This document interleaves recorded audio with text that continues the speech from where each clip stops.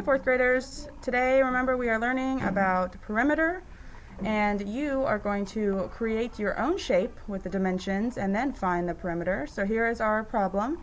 Jai's pool has a length of 19 feet and a width of 22 feet.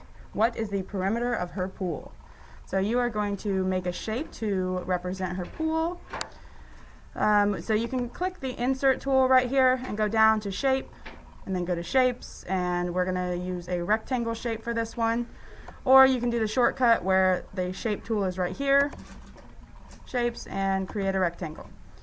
I would do it off to the side before you put it in your text box, because once it's in your text box you can't really move the shape around.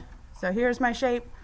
I know pools are not gray, so I'm going to go ahead and change the fill color, clicking on that paint bucket to make it blue.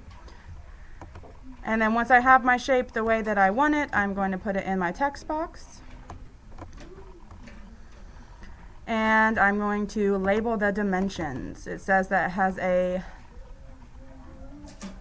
length and a width. So smaller side is 19 feet.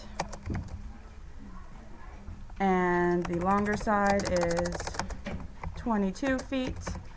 So I know that I have the length and the width like this.